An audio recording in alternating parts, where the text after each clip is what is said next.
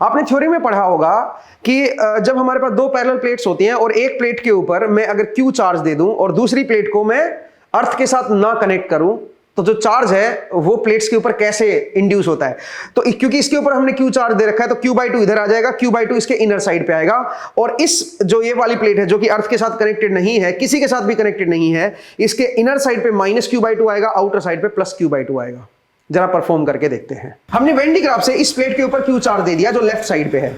आप यहां पे देख सकते हो कि इस साइड मेरी फील्ड बिल्डअप हो रखी है, इस साइड भी मेरी फील्ड बिल्डअप हो रखी है और बीच में भी नायलॉन थ्रेड इस तरफ अट्रैक्टेड है। इसका मतलब हर जगह इलेक्ट्रिक फील्ड एग्जिस्ट कर रही है। इसका मतलब इधर भी कुछ चार्ज है, इधर भी कुछ चार्ज है और बीच में भी कुछ चार्ज है जो हम एक्सपेक्ट भी कर रहे थे।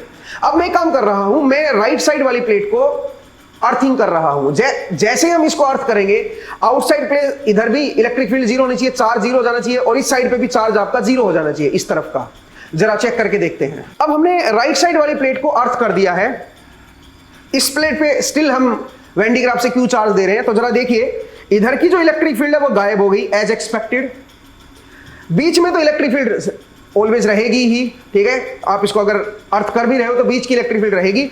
यहां पे जरा देखिए, यहां पे भी इलेक्ट्रिक फील्ड गायब रहनी चाहिए, लेकिन इंटरेस्टिंगली जब मैं यहां पे इसको लगा रहा हूं तो यहां पे ये जो नायलॉन थ्रेड है ये इस तरफ अट्रैक्ट हो रहे हैं। इसका मतलब यहां पे कुछ ना कुछ चार्ज स्टिल है, जीरो नहीं हुआ है। अब ऐसा क्यों? थ्योरी में तो आपने पढ़ा है कि इधर भी जीरो होना चाहिए। इसके पीछे का कारण है सराउंडिंग। जब आप थ्योरी में पढ़ते हो दोस्तों, तो थ्योरी में आप केवल दो प्लेट्स को लेते हो और बाकी सराउंडिंग को आप हटा देते हो।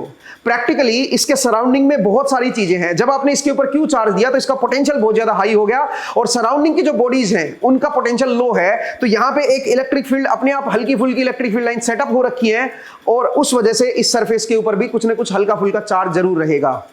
मुझे उम्मीद है ये आपको एक्सपेरिमेंट समझ आया।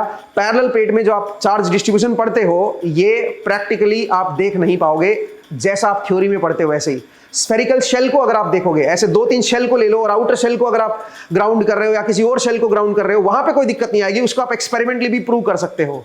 क्या आप कमेंट सेक्शन में बता सकते हो कि स्फेरिकल शेल में अगर किसी शेल को, अगर सोचे 3 शेल कॉन्सेंट्रिक शेल ले रहा हूं मैं और आउटर शेल को ग्राउंड कर रहा हूं, वहां पे आप इस इफेक्ट को ऑब्जर्व कर पाओगे, चार्ज डिस्ट्रीब्यूशन को एग्जैक्टली मेजर कर पाओगे या ऑब्जर्व कर पाओगे। पैरेलल प्लेट्स में आपको थोड़े बहुत एरर देखने को मिलेंगे। जो प्लेट पे आप चार्ज दे रहे हो उसकी आउटर साइड पे आपका इलेक्ट्रिक फील्ड स्टिल हल्की फुल्की रहेगी। आई होप आपको ये एक्सपेरिमेंट समझ आया। मिलते हैं किसी नए एक्सपेरिमेंट वीडियो में। Thank you.